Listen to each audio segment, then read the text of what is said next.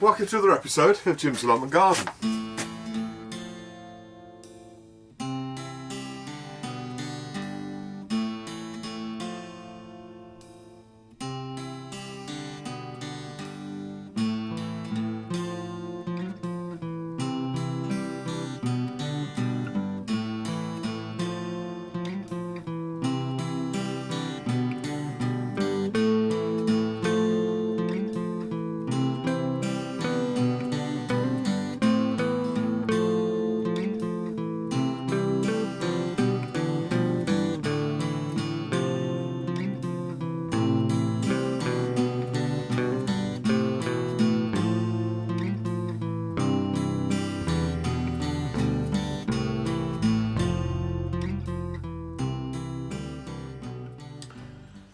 Okay, so over the next few weeks, what I want to do is just go through the vegetable groups. Now, believe it or not, we don't use many groups of vegetables really on the allotment as a whole. But obviously, we have some quite specialised sort of vegetables that we use, but they are in groups of plants, so they are related to each other. In other words, these sort of originate from the same type of plants.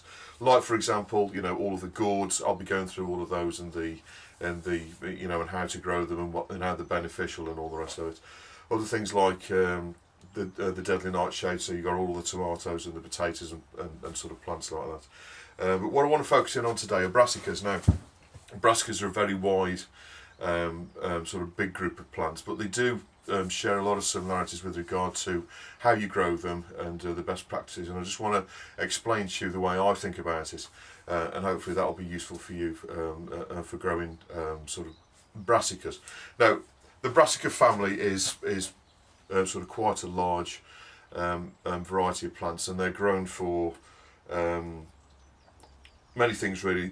You know, some of them are grown for the roots or the stalks or the flower heads or the leaves or the, you know, there's basically any part of the brassica plants you can eat. And just to give you an idea of sort of examples of brassicas, so we've got the western brassicas, and in here you've got things like kale, cauliflower, cabbage, sprouts, broccoli, sprouting broccoli, calabrese, turnips, kohlrabi and swede, and they're all they're all of the same plant. And you can tell if you look at the seed for brassicas, they're small black balls, and if you look at the seed for all of those plants, they're all the same small black balls, and that's a really good sign that they're in the same family. Also, the leaves are similar.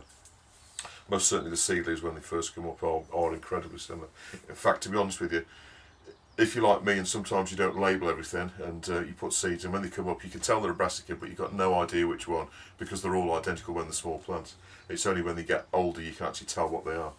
Then we've got another family which are called the Oriental brassicas, and these are things like loose leaf and tight leaf cabbage, pak chow,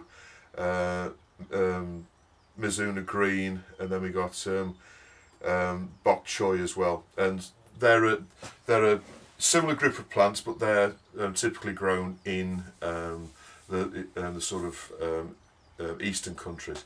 Now, brassicas love to grow in lots of different conditions. You can grow brassicas pretty much in the UK. You can grow brassicas pretty much all year round. Many of them are quite frost resistant. In fact, they'll grow all the way through the winter, you can. Different varieties will grow at different sort of times of the year, but you can grow brassicas pretty much all year round. The only thing that brassicas don't like is hot weather. So as long as you can keep them cool, not too hot, then they'll grow anywhere. So in many countries, many hotter countries, they're seen as a winter vegetable. But in the UK, because we've got quite sort of temperate environments, we can grow them all year round. So it's a really good vegetable to grow in the UK. There are some other more unusual plants that you wouldn't expect to be a brassica. So we've got the nappus part of the brassica group, and that includes things like rapeseed, which is grown to make vegetable oil. So you'll see these big fields full of yellow flowered plants, which is rapeseed. That's also a brassica. or derived from Brassica, and we have cornflowers as well, which are grown as a decorative plant. They're also cornflower. Then we have the Junea side of the Brassica family, and that's things like mustard. And then we have the Raphanus satius, part of the Brassica family, and that's things like horseradish. So obviously that's grown for the root, and that's more of a perennial type plant. But that is again derived from the Brassica family. And then we also have things like horseradish, radish, mustard. There's a whole raft of plants that are sort of derived from the sort of the Brassica, and many of the names come from sort of where they've sort of grown from. Like for example, the Swede, which obviously we grow in the UK. The Swede is just short for Swedish turnip. So, and then that's been shortened to say Swede, but basically all it is a Swedish turnip. So it's a variety of turnip which was developed in Sweden. So just a bit of history. So if you look at the Swede is actually Brassica napus, and that's basically its common name is just Swedish turnip, and then people shorten that to Swede. So that's just to give you an idea. Now, because they're all the same family plants, they do basically require the same kind of methods of growing, and also they share the same pests. So how to grow brassicas? It's advised that brassicas you plant straight into the ground. I don't grow it that way particularly because I find growing them indoors and then transplanting them out to where you want them is more useful really. Now I do plant some outside, things like the what do I grow outside? Things like the kohlrabi, turnip, Swede. I plant them straight into the ground. But other things like the sort of leafy ones like the kale, the cabbage, sprouts, broccoli, I grow those in a tray. Then I prick them out into smaller pots, the square pots, and then I grow them until they're about sort of 6 inches high, and then I plant them out into the garden. I find that's an easier way to do it. But obviously when you prick them out, what you need to do is be careful not to damage too many of the roots. In fact, do your best not to damage any of the roots at all. The tapping root is quite important, and the best thing to do is when you plant them slightly deeper in the ground than they were in the pot, and then as the plant sort of grows, you can sort of earth it back and give it a little bit more support. Because the one thing you find with brassicas is their anchor into the ground isn't particularly good. Particularly for larger brassicas like the kales and the cabbages and stuff, they can topple over and sprout. So you've probably seen me supporting mine with steel canes and stuff like that to stop them from flopping over. But if you can bury them deeper, that is better, and then you also get round various other problems. So the problems that you get with brassicas, the first one's got to be the ones that affect them when they're young plants. Now, as they get older, they don't get quite so affected by these, but still can be. So the first one I would say is the cabbage root fly, and these are flies that lay their eggs at the bottom. So where the plant goes into the ground, what they'll do is they'll actually lay some eggs there, and then they'll eat away at the roots. So the way you get around that is if you cut some pieces of carpet, little squares of carpet, and cut a slit into it and put that round the plant at the bottom, that will prevent the insect getting in there and laying the eggs into the bottom of the plant. I've never suffered from cabbage root fly before on my allotment, but there are people near me who have. So they typically put these little discs around the bottom of the plant. As soon as the plant gets established, you can take the ring away and sort of just leave the plant. So it's only when it's young. And I think I don't suffer because when I put my plants out, they're old enough not to be sort of attacked. So I wait till they're about kind of sort of 6 inches tall before I put them out into the ground. So that's probably why I don't suffer. Secondly, the things that you can suffer from, slugs and snails. So when you put your brassicas into the ground, always put some deterrent for slugs down. Now, I always put sort of organic or safe slug pellets down on the ground, which things like hedgehogs won't be affected by. But put some slug pellets down, or you can put some eggshell, or you can put all the other coffee, as it is another one to deter the slugs and snails. The next one, which is why I've got the tunnels, is the cabbage sort of white fly, and the mealy aphids. They are a real pest, because they can get all over the plant, and they love brassicas, and they can absolutely sort of cover a plant. They don't typically kill the plant, but what you need to do to get rid of them is get some sugar soap into a solution, only weak, and then spray or water that onto the leaves, and then that'll sort of get rid of those. But the cabbage white butterfly, which is why I've got the nets there, butterflies, and they'll go in and they'll lay eggs on the leaves, and then the eggs turn into caterpillars, and the caterpillars will completely shred your crop in a matter of days if you get enough of them in there. I've seen plants absolutely destroyed in a matter of 2 or 3 days. So what you need to do is go in there. I've got mine netted over, so I don't get this. But if you do get any in there, you need to look underneath the leaves, and you'll see either eggs or caterpillars. And all you can do is take the caterpillars off with your hands, and either sort of get rid of them, or squash them with your fingers. Now these brassicas that I've got to the side here that I grew last year, these were second load of brassicas, broccoli, and obviously they're in the greenhouse, and they never actually went outside because I got some cabbage white in here, and within a matter of days they were completely destroyed. So you have to sort of keep your eye on them if you haven't got them in a tunnel, or you haven't got them netted. The next problem are the birds, but that's the second reason why I've got the nets. Things like pigeons and sort of birds like that will go onto brassicas, and they'll just eat the brassicas away for you. And it doesn't take many pigeons long to completely destroy your crop. So that's another thing you need to look out for, and another reason to net your brassicas. Above and beyond that, really the things that you need to look for is clubroot. Now, clubroot is a fungus that you find in the ground. It's not the easiest thing to deal with, unfortunately, because clubroot is like a fungal disorder, which will get into your soil, and it attacks the root of the plant. It's called clubroot because you get this big sort of ball clump at the bottom of the plant, and basically the plant can't feed itself, and then it dies. So if you've got clubroot in your garden, really there's no real way round to get rid of it, other than not growing any brassicas for about sort of 5 or 6 years. When I first had my allotment, I did have clubroot, and all I did was I planted a brassica. Any brassica will do because they're all affected by it. Plant a brassica every metre or so going down the allotment, and then you can see where the clubroot is.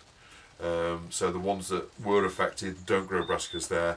Where the clubroot wasn't, then you can grow brassicas there. So the following year I knew exactly where to plant them, and not get clubroot. And then what I did was, where I found that there was clubroot, I didn't plant any brassicas there at all for about 5 years. And touch wood, I haven't had any clubroot in the allotments, except for 2 years ago when I detected some on some of the kale that I'd planted. But I strongly believe that came from the potting compost that I'd used to grow the plants, because the following year I grew some more brassicas in the same place just to check it, and there was no sort of clubroot there at all. So I'm pretty sure that was in the compost that I'd used. So when you put them in the ground, the things that you need to consider for brassicas is they do not like hot weather. So you need to keep them in a cool spot. If you're in a country that's reasonably warm, what you need to do is keep them in a shaded spot that's well ventilated, so they don't get too hot. They do like nitrogen-rich soil. So what I always do with my brassicas is I put used coffee grounds into into the soil, and that enriches the nitrogen. But you can put many other things into the ground, like grass cuttings are a good thing to put into the ground because that improves the nitrogen in the ground. Second thing is, obviously they like fertile soil, so highly fertile soil is good for brassicas. However, they will grow in not so fertile soil, but if you want the best crops, make it, dig some good stuff into the ground. As normal, prepare the ground, get it really nice, and then you'll get a good crop. So dig wherever you can into the ground, compost, manure, but ensure that you've got plenty of nitrogen in the ground. The other thing that puts nitrogen into the ground are crops like beans and peas, because they put nitrogen back into the ground.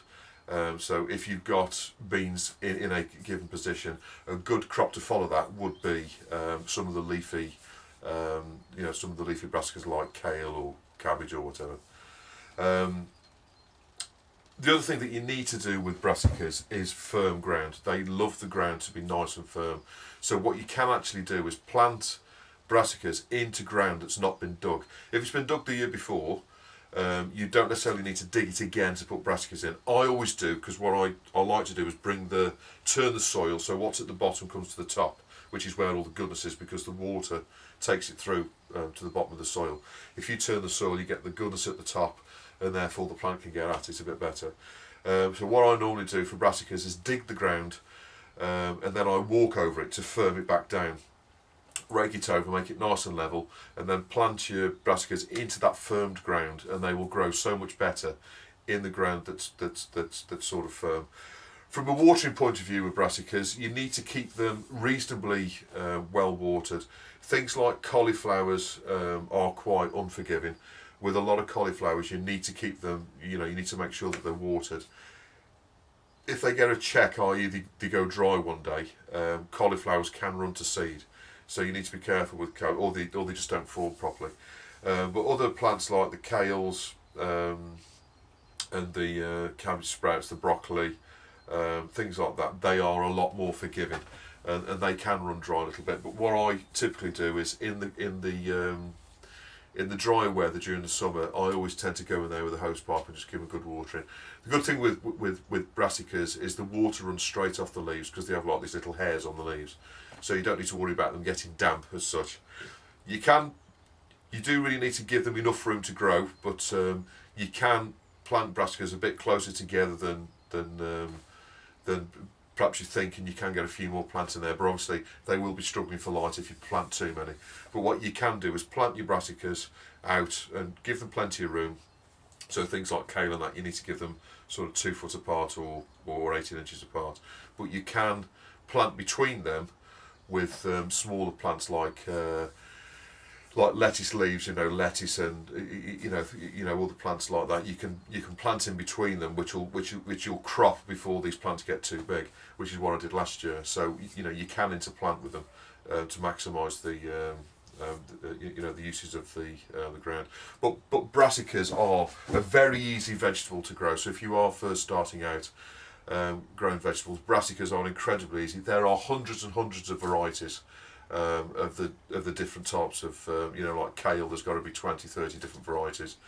Cauliflower, there's probably 100 different varieties of cauliflower, and they're all really good to grow, and they are really healthy plants to eat. The health benefits of brassicas, like for kale, for example, it's very high in iron. Which is quite common for all of the brassicas. Very high in iron. In fact, there's more iron in kale than there is in beef, for example. It's very high in vitamin K. And vitamin K is good for protecting you from against cancer, normal bone growth, and blood clots. So it's it's really good like that. It's also full of antioxidants and anti-inflammatories. So it's good for things like asthma. And arthritis. It's also full of vitamin A, which is good for vision, skin, and that's also good for preventing things like lung cancer and throat cancer. So vitamin A is really important, and it's also got vitamin C in there, which is good for immunity, and your metabolic rate. It's also really good for that, and it's also good for hydration as well. So if you suffer with any of those problems, it's also really good for that. And obviously, you know, from a preventive point of view, it's a really healthy vegetable to eat. And in fact, a lot of the brassicas have been sort of called the sort of super vegetables, if you like, because they are really good to eat.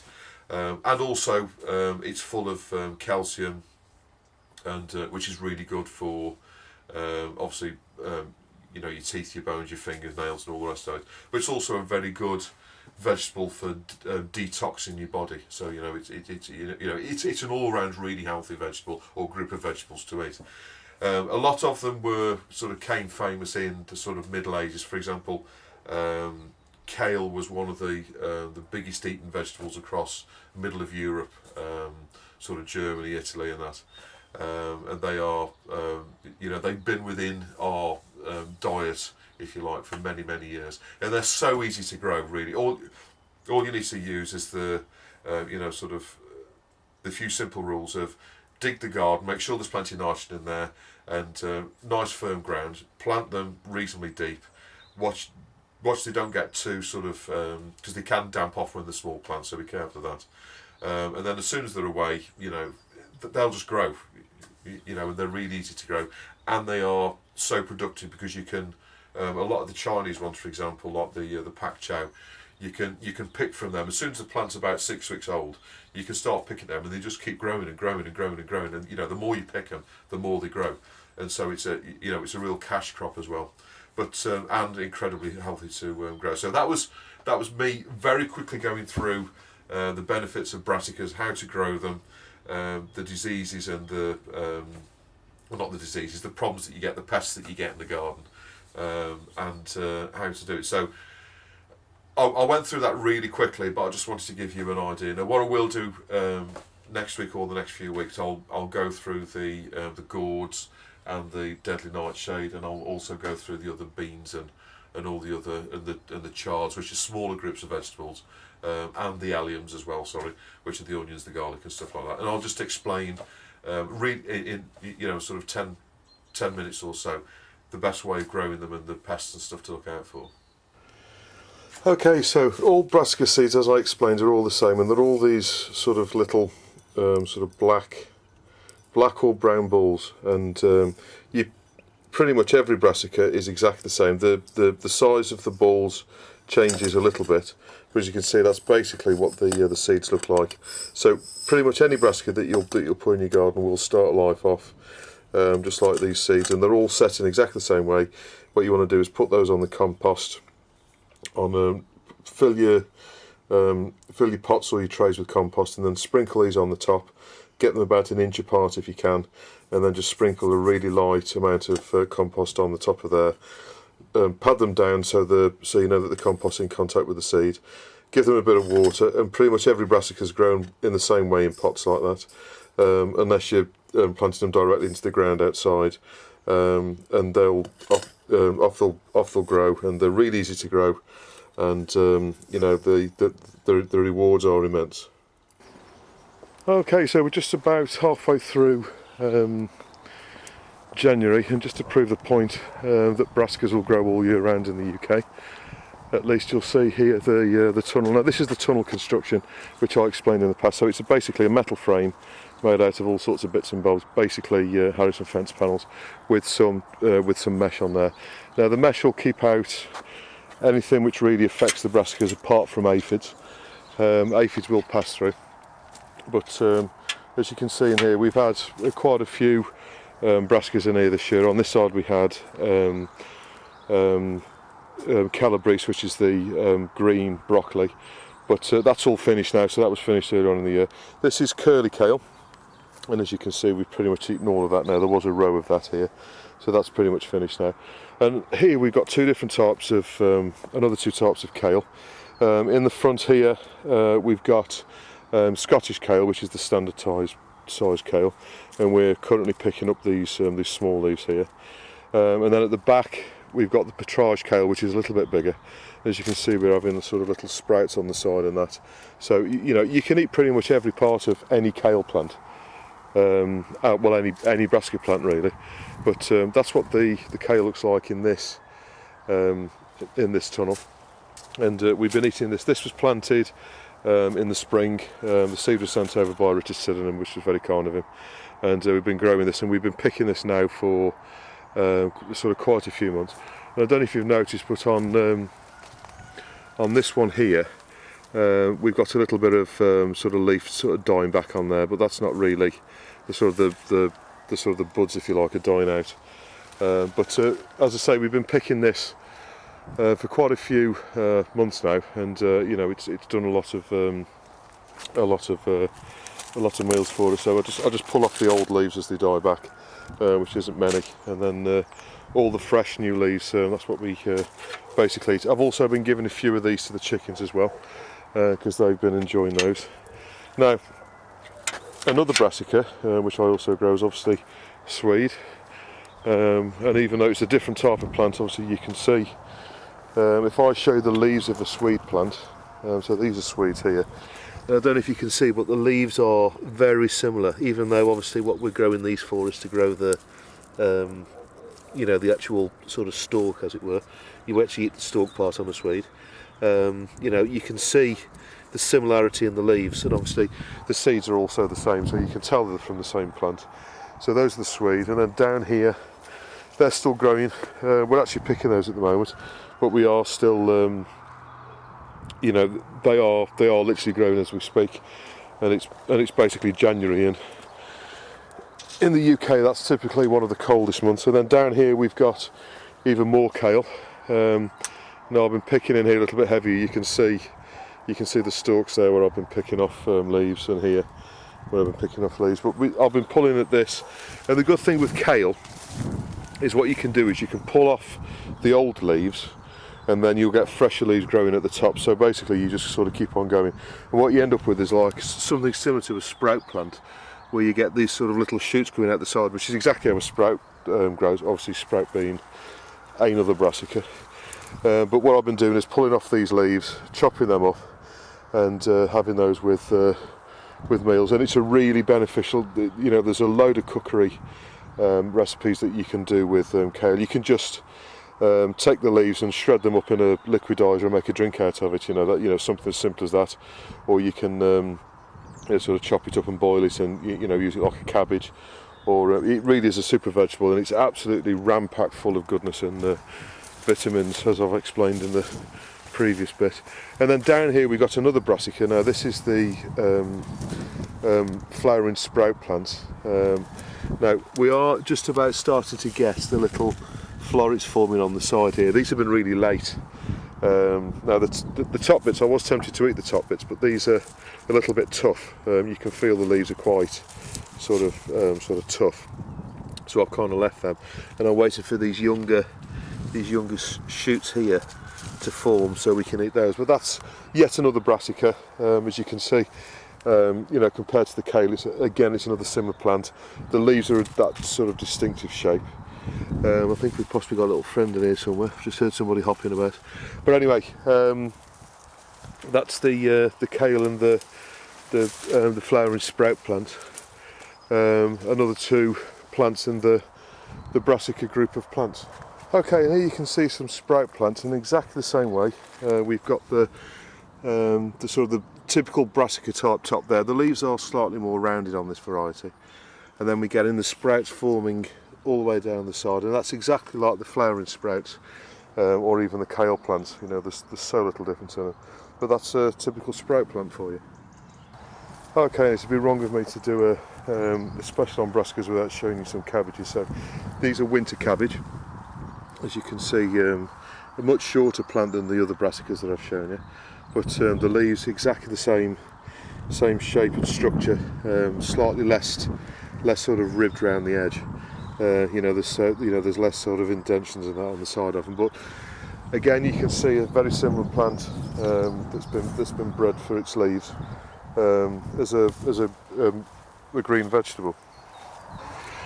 Okay, you can never grow too many brassicas, because any brassica pretty much makes absolutely fantastic food for your chickens, and it's a really good supplement to the diet. Obviously in their It's rich with all the different vitamins, and obviously what the chickens will very kindly do is turn all of that into not only keeping themselves happy, but they'll also turn all that into nice healthy eggs for you. So I know today we've focused in on brassicas, and we'll be looking at other families of plants as we go along in the spring, but I hope you found this of interest. If you do have any questions or comments, please don't hesitate to put them below and I'll always get back to you, and I'll see you on the next episode of Jim's Allotment Garden.